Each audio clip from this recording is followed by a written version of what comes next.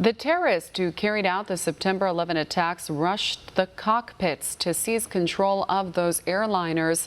A TSA former air marshal whistleblower told One America's Neil W. McCabe how the FAA appears to be ignoring the lessons of those attacks. Former Air Marshal Robert McLean told One America News that if H.R. 911 becomes law, the FAA will be forced to require airlines to install double barrier doors between the cabin and the cockpit. Khalid Sheikh Mohammed, whose trial's recently been set, he told the hijackers to case flights in Southeast Asia and watch how often did the pilots exit to get food or to use the lavatory. So that door is open all at the time, and they simply took advantage of it, and that's how 9/11 happened. The problem is that federal law requires the cockpit door to remain locked closed during the duration of a flight, but that rule is flaunted, with flight attendants sometimes blocking the aisle with a food cart when the pilots open the cockpit door, he said. McLean said the solution is a secondary barrier between the cockpit door and the passenger cabin. So a lot of people refer to it as an airlock.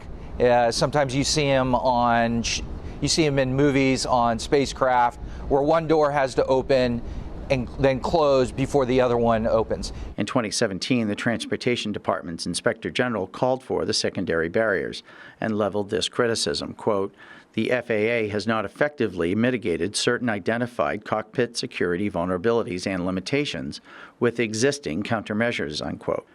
The barriers cost roughly $5,000 and have been standard on Israeli airlines for decades, McLean said. The FAA now requires them for new airliners, but not for the existing fleet. You can attack and focus on all existing jets because you're only going to be in new jets, and at this point, the FAA hasn't even put together a working group.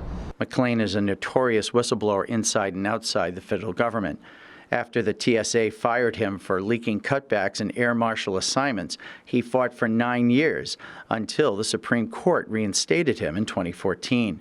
He said TSA fired him again in April after he exposed a supervisor having an affair with an underperforming subordinate. Now, as he fights for his job back, he is blowing the whistle again. H.R. 911, which would mandate secondary barriers on all aircraft, is being co-sponsored by Brian Fitzpatrick and Andre Carson. But President Trump doesn't need to wait for this bill to be passed by both houses of Congress. He can enact an executive order immediately and mandate it. H.R. 911 was filed in January, and it was referred to the House Transportation and Infrastructure Committee, where it is sat untouched, even though it has bipartisan sponsors such as New York Democrat Jerry Nadler, the chairman of the House Judiciary Committee, and Nebraska Republican Don Bacon, a retired Air Force general. Neil W. McCabe, One America News, Washington. Want to see more videos like this? Click on the link below and subscribe to One America News on YouTube, and call your cable provider and kindly demand that One America News is added to your lineup. Call and subscribe today.